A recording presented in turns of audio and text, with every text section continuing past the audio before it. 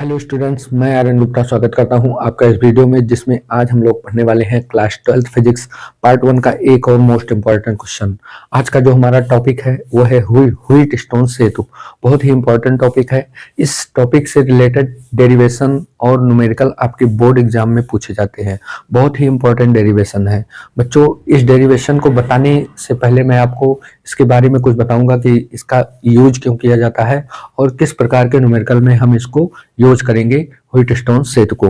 बहुत ही important derivation है। Derivation देखने के बाद अगर आप लोग इसका पीडीएफ चाहते हैं तो पीडीएफ आपको हमारे टेलीग्राम चैनल पर मिल जाएगा। आप वहां से जाके इसका पीडीएफ बिल्कुल फ्री डाउनलोड कर सकते हैं।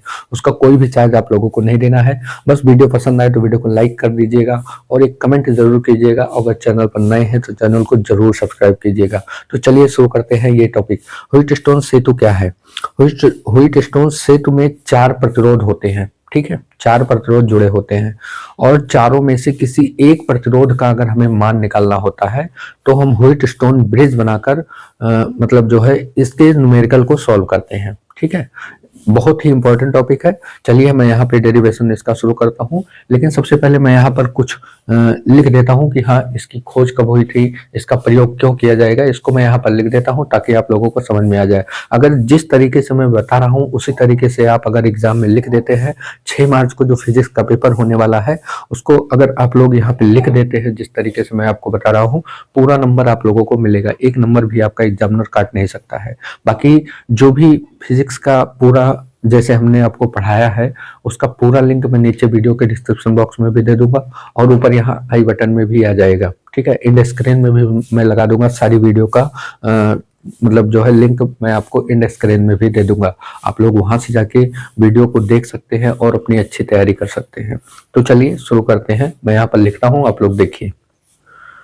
देखिए बच्चों, हमने यहाँ व्हीटस्टोन सेतु के बारे में लिख दिया। मैं आपको पढ़ के समझा देता हूँ।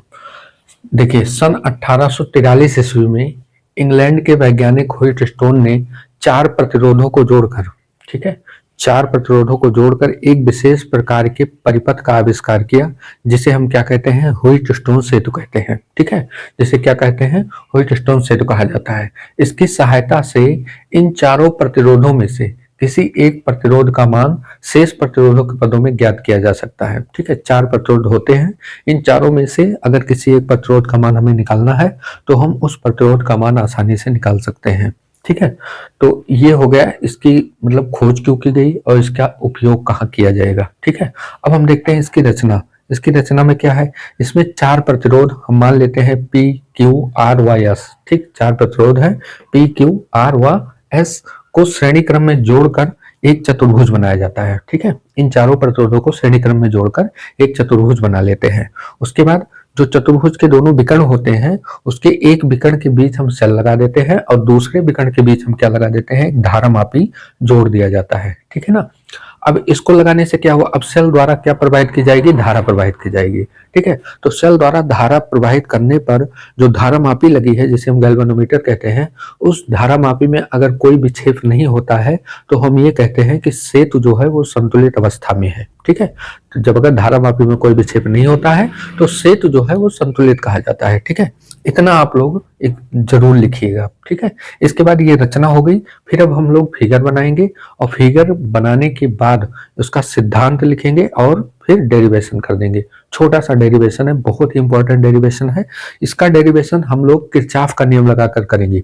ठीक है, तो किरचॉफ का नियम लगाकर हम किसी भी सर्किट में प्रतिरोध का मान निकाल सकते हैं, विभव का मान निकाल सकते हैं। ठीक है ना। लास्ट क्लास में हमने आपको किरचॉफ का नियम बताया था, उसका लिंक भी मैं आपको ऊपर आई बटन में मिल जाएगा और नीचे आपको एंड स्क्रीन में भी मिल जाएगा। ठीक है, तो वहां से जाके उसको जरूर देख लीजिएगा, क्योंकि किरचॉफ का नियम अगर आप लोग अच्छे से देखे रहेंगे, समझ में आया रहेगा, तभी आपको व्हीटस्टोन सेतु समझ में आएगा और उस पर जो न्यूमेरिकल होते हैं तभी आप लोग कर पाएंगे। ठीक है ना। इतना स्क्रीनशॉट ले लीजिए। उसके बाद फिर हम फिगर बनाते हैं और डेरिवेशन करते हैं।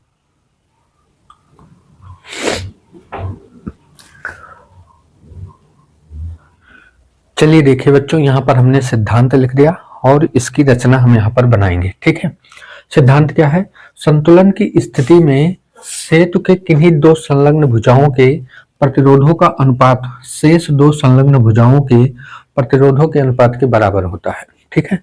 जब श्वेत संतुलित की अवस्था में होता है, संतुलन की अवस्था में होता है, तो किन्हीं दो भुजाओं मतलब दो संलग्न भुजाओं के प्रतिरोधों का जो अनुपात होता है वो शेष दो संलग्न भुजाएं जो बची हैं उनके प्रतिरोधों के अनुपात के बराबर होता है, ठीक है ना। तो यहाँ पर हमने ये देखे 4 प्रतिरोध जोड़कर हमने क्या किया, एक चतुर्भुज की तरह बनाया और इसके एक विकर्ण पर यहाँ पर हम एक गैल्वेनोमीटर लगा देते हैं, ठीक है, और यहाँ पर एक सेल लगा देते हैं। ये क्या है, सेल है, ठीक। और इस कुंजी को नाम दे देते हैं K1 और इस कुंजी को नाम दे देते हैं K2। प्रतिरोध जो है इसको हम P नाम देते हैं, इसको हम Q नाम देते हैं और ये R नाम दे देते हैं, ये S नाम दे देते हैं, ठीक है। यहाँ पर ये जो संधि है इसको हम A संधि बोलते हैं, ये जो संधि है इसको हम B संधि नाम दे देते हैं और ये वाली जो संधि है इसको हम C संधि नाम दे देते हैं और इस संधि को यहाँ पर हम D संधि नाम दे देते हैं, ठीक है ना। अब जो है इसमें हम किरचॉफ का नियम लगाएंगे और किरचॉफ का नियम लगाकर इसका डेरिवेशन करते हैं, आप लोग देखिए, ठीक है। जैसे ही हम अभी जो चीज हम बता रहे हैं ये समझ लीजिए इसकी क्रियाविधि है, ठीक है। क्रियाविधि में आपको लिख देना है जो चीज हम बोलेंगे, ठीक है। लिखेंगे कैसे कि जैसे ही हम सेल से धारा प्रवाहित करते हैं, ठीक है, तो मान लेते हैं सेल से आई धारा जा रही है, ठीक है। सेल से कौन सी धारा जा रही है, आई धारा। जैसे ही ए संधि पर धारा पहुंचेगी दो भागों में बढ़ जाएगी। इसमें हम मान लेते हैं I1 धारा जा रही है और इसमें हम मान लेते हैं I2 धारा जा रही है, ठीक है। P प्रतिरोध में I1 धारा, R प्रतिरोध में I2 धारा जाती है, ठीक है। जब सेतु संतुलित की अवस्था में होता है, ठीक है, जब सेतु संतुलन की अवस्था में होता है तो इस गैल्वेनोमीटर में जो धारा जाती है IG, इसमें गैल्वेनोमीटर में जाने वाली धारा को हम IG से दिखाते हैं। IG बराबर क्या है, 0 है, ठीक है। जब इसमें जाने वाली धारा 0 होती है तब जो I1 धारा यहाँ पे जा रही है वही धारा Q प्रतिरोध, जो धारा P में है वही धारा Q प्रतिरोध में जाती है, यानी इसमें भी I1 धारा चली जाएगी और इसमें भी S प्रतिरोध में जो R प्रतिरोध में धारा जा रही है वही S प्रतिरोध में धारा चली जाएगी I2 और फिर इस संधि पर पहुंच के दोनों धाराएं I1 और I2 मिलकर I धारा बन जाएगी और पुनः कहाँ चली जाएगी, सेल में चली जाएगी, ठीक है ना। अब जो है इसको सेतु के मतलब सेतु को हम संतुलन की अवस्था में कैसे लेकर आएंगे, तो सेतु को संतुलन की अवस्था में लाने के लिए ये जो R प्रतिरोध है, ठीक है, ये जो R प्रतिरोध है इसका मान हम बदल सकते हैं, ठीक है ना। इसलिए प्रतिरोध R को क्या कहा जाता है, परिवर्ती प्रतिरोध कहा जाता है, ठीक है। इस R को क्या बोला जाता है, प्रतिरोध, परिवर्ती प्रतिरोध, ठीक है। R को हम परिवर्ती प्रतिरोध कहते हैं और P और Q ये दोनों जो प्रतिरोध हैं ये आनुपातिक प्रतिरोध हैं। आई बात समझ में। R जो है परिवर्ती प्रतिरोध है, P और Q जो है ये आनुपातिक प्रतिरोध है, जबकि ये S प्रतिरोध जो होता है ये अज्ञात प्रतिरोध होता है। जिस भी प्रतिरोध का मान हमें निकालना होता है उसको हम यहाँ C और D के बीच में जोड़ देते हैं और R का मान बदल कर हम सेतु को संतुलन की अवस्था में ले आते हैं। उसके बाद इन दोनों भुजाओं का जो अनुपात होता है इन दोनों भुजाओं के अनुपात के बराबर होता है, तो हम कहते हैं सेतु जो है वो संतुलन की अवस्था में है, ठीक है ना। बस यही इतना इसकी क्रियाविधि हो गई, ठीक है। अब हम मान लेते हैं, देखिए इसको हम मान लेते हैं सर्किट नंबर 1 और इसको मान लेते हैं लूप नंबर 2, ठीक, क्योंकि ये एक बंद लूप की तरीके है। जैसे हमने किरचॉफ में बताया था लूप क्या होता है, जो बंद होता है, ठीक है। तो यहाँ से देखिए ABDA एक लूप ये बन गया और एक लूप ये बन गया BDCB, ठीक है ना, एक लूप ये बन गया। तो दो लूप हैं, दोनों लूप से लेते हैं। सबसे पहले लूप 1 से यहाँ डेरिवेशन स्टार्ट करते हैं। देखिए आप लोग एक लाइन डाल देते हैं, उसके बाद जो है यहाँ डेरिवेशन करते हैं। देखिए सबसे पहले लिखेंगे लूप 1। लूप 1 कौन सा लूप है, इसको हम नाम देंगे ABDA में, ABDA में, ठीक है, ABDA में। तो सबसे पहले देखिए हमें क्या मिलेगा, हमें मिल रहा है मतलब जो है सबसे पहले I1 धारा और P प्रतिरोध। तो हम धारा की दिशा में जा रहे हैं तो इसके सिरों का जो विभवांतर होगा वो माइनस में लिया जाएगा, तो यहाँ हो जाएगा -I1 इंटू P, ठीक है, I1 इंटू P। और उसके बाद जो है हम यहाँ आए, फिर किस में जा रहे हैं, गैल्वेनोमीटर में। तो कौन सी धारा है, IG है, ठीक है, और वो क्या है, 0 है और इसका प्रतिरोध G अगर मान लें तो ये हो जाएगा मतलब जो है IG इंटू G, मतलब इसका मान 0 है, इससे गुणा होगा क्या हो जाएगा, 0 हो जाएगा। तो इसको छोड़ दीजिए, फिर यहाँ पे आइए तो हमें क्या मिलेगा, आर प्रतिरोध मिलेगा, जिसमें हम धारा की विपरीत दिशा में जाएंगे तो प्लस हो जाएगा। ये क्या होगा, I2 into are, I2 into are, और बराबर में क्या है, कुछ नहीं, 0। ठीक है ना। यहाँ से हम क्या करते हैं, इस I2 को इधर भेज देते हैं, तो -I1P बराबर में -I2R, और माइनस से माइनस खत्म हो जाएगा, तो यहाँ क्या बचेगा, I1 I2 को इधर ले लीजिए, या ऐसे ऐसे रहने दीजिए, इसको हम लिख देते हैं I1 इंटू पी बराबर में I2 इंटू आर। ठीक है, ये इतना हो गया, इसको मान लेंगे समीकरण नंबर 1। ठीक है, अब लेते हैं हम लूप नंबर 2 से। ठीक, लूप 2 से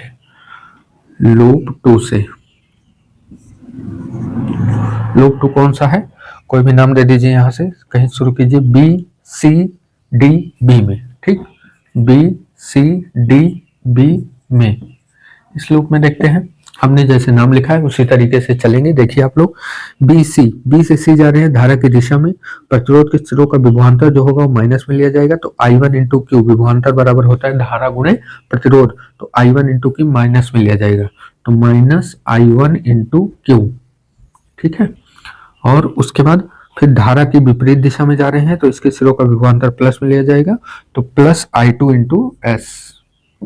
इंटू एस बराबर में क्या हो जाएगा, 0।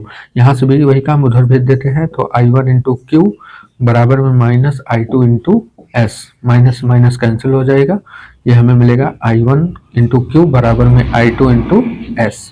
ठीक है, अब क्या करते हैं, इसको मान लेते हैं समीकरण नंबर 2। ठीक है, अब जो है हम 1 को 2 से डिवाइड कर देते हैं, समीकरण 1 को हम डिवाइड कर देते हैं 2 से, समीकरण 1 डिवाइड बाय समीकरण 2। ठीक, दोनों समीकरण को डिवाइड करेंगे, डिवाइड करने पर इधर देखिए, यहाँ पर इधर वाला इधर से डिवाइड होगा, इधर वाला इधर से डिवाइड होगा, तो I1 इंटू पी बटे I1 इंटू क्यू बराबर में I2 बटे आर, I2 इंटू आर बटे I2 इंटू एस। ठीक, यहाँ से I2 से I2 कैंसिल होगा, I1 से I1 कैंसिल हो जाएगा। ठीक है, तो हमें यहाँ क्या मिलेगा, एक लाइन डालते हैं, देखिए यहाँ पे हमें मिलेगा P बाई क्यू बराबर में R बाई एस। ठीक, P बाई क्यू बराबर में R बाई एस, ये क्या है, देखिए P और Q इस संलग्न भुजा का अनुपात है, और R और S इस संलग्न भुजा का अनुपात है। तो जब देखिए धारा मापी में शून्य धारा जा रही है, यानी सेतु जो है वो संतुलन की अवस्था में है, यानी धारा मापी में कोई विक्षेप नहीं है, कोई डिफ्लेक्शन नहीं दिखा रहा है। ठीक है ना, इसकी जो सुई होती है ना तो इधर जा रही है ना तो इधर जा रही है, इसे बीच में खड़ी है, तो इसका मतलब धारा मापी में कोई विक्षेप नहीं है। तो धारा मापी में कोई विक्षेप नहीं है तो सेतु कैसे कहा जाएगा, संतुलन की अवस्था में कहा जाएगा। और संतुलन की अवस्था में क्या होता है, किन्हीं दो संलग्न भुजाओं के प्रतिरोधों का जो अनुपात होता है, इस शेष दो संलग्न भुजाओं के प्रतिरोधों के अनुपात के बराबर होता है। यानी ये संलग्न भुजा है तो इसका अनुपात P/Q बराबर होगा ये दोनों संलग्न भुजाओं के प्रतिरोधों के अनुपात के, यानी R/S के। तो P/Q बराबर R/S, यही क्या है, व्हीटस्टोन सेतु के सिद्धांत का डेरिवेशन है। ठीक है ना, ये इतना बिल्कुल आसानी तरीके से आप लोगों को कर देना है। ठीक है, समझ में आया होगा आप लोगों को। अब इसके बारे में एक दो पॉइंट्स और हैं। P और Q को क्या बोलते हैं, आनुपातिक प्रतिरोध कहते हैं। ठीक है, इसके बारे में इसको लिख लीजिए यहाँ पर, P व Q को क्या बोलते हैं। ये जो मैं पॉइंट्स अब मैं बता रहा हूँ ये आपके केवल न्यूमेरिकल में काम आएगा। ठीक है, बाकी एग्जाम में यही तक आप लोगों को कर देना है। ठीक है, यहाँ पर हमने सिद्ध कर दिया, इसका सिद्धांत जो था उसको हम ले आए हैं। ठीक है ना, अब P और Q क्या है इसके बारे में आप लोग जान लीजिए। P व Q जो है ये आनुपातिक प्रतिरोध है, आनुपातिक प्रतिरोध है।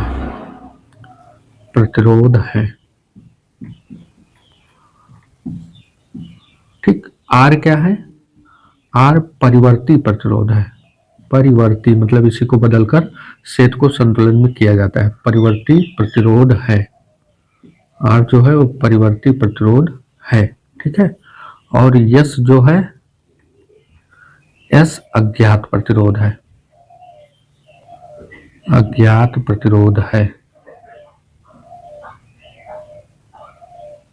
ठीक, यह जो है क्या है, अज्ञात प्रतिरोध है। ठीक है, यहाँ से हम यस का मान निकाल सकते हैं। ठीक है, यस का मान निकालेंगे तो कैसे निकलेगा, यहाँ पर यस का मान हम निकालते हैं तो इसको पहले पलट देते हैं। ठीक है, तो ये हो जाएगा, इसको पलटेंगे तो ये हो जाएगा क्यू बाई पी और बराबर में यस बाई आर। हमें क्या निकालना है, यस का मान निकालना है। इसको रोक लीजिए, इसको इधर भेज दीजिए, तो यस बराबर हो जाएगा क्यू बाई पी और इनटू में आर, यही हो जाएगा यस का मान। ठीक है, प्रतिरोध का मान, यस प्रतिरोध का मान। अज्ञात प्रतिरोध क्या होता है, यस होता है। इसका मान निकालने के लिए हमने पहले इसको पलट दिया, उसके बाद यस को रोक लिया, आर को इधर भेज दिया, तो क्यू बाई पी इंटू क्या हो गया, आर हो गया। तो इस तरीके से हम व्हीटस्टोन सेट का उपयोग करते हैं न्यूमेरिकल में अपने। ठीक है ना, समझ में आया होगा आप लोगों को। इतना आप लोग स्क्रीनशॉट ले लीजिए, फिर आगे देखते हैं।